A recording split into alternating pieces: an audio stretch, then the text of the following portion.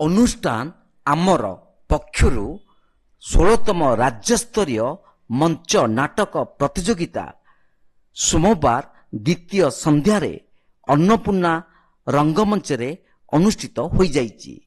ସୁଦୂର ଅନୁଷ୍ଠାନ ଡ୍ରାମା ଚେତନା ବରଗଡ଼ରୁ ଆସିଥିବା କଳାକାରମାନେ ରାଜେଶ କୁମାର କାରିଆଙ୍କ ଦ୍ୱାରା ରଚିତ ଓ ତୁଷାରକାନ୍ତ ସାହୁଙ୍କ ନିର୍ଦ୍ଦେଶିତ ଓ ସଙ୍ଗୀତ ନିର୍ଦ୍ଦେଶନାରେ ନାଟକ ଦାଇ ମଞ୍ଚସ୍ଥ ହୋଇଥିଲା।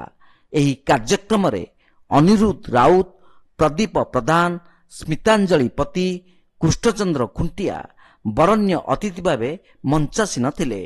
ଅନୁଷ୍ଠାନର ସଭାପତି ଭରତ କୁମାର ନାୟକ, ସାଧାରଣ ସମ୍ପାଦକ ଗୋବିନ୍ଦ ଚନ୍ଦ୍ର ମହାନ୍ତି ନାଟ୍ୟ ସଞ୍ଚାଳନ କରୁଥିବା ସମୟରେ 20 ଗୋଟି ପୁରସ୍କାର ଓ କୃତି ପ୍ରତିଯୋଗୀମାନଙ୍କୁ ଉଦ୍ଯାପନୀ ସନ୍ଧ୍ୟାରେ ପୁରସ୍କୃତ କରାଯିବା ସହିତ ପ୍ରତ୍ୟେକ ଦିନ ନାଟକ ଉପସ୍ଥାପନା କରୁଥିବା ସମୟରେ 7,000 ଉପସ୍ଥାପନା ଖର୍ଚ୍ଚ ଦିଆଯିବାର ସୂଚନା ପ୍ରଦାନ କରିଥିଲେ।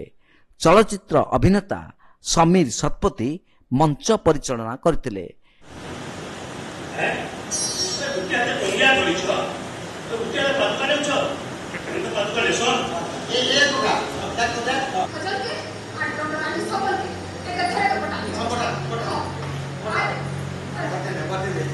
भगवान तो सबू सपन के पूरण करमा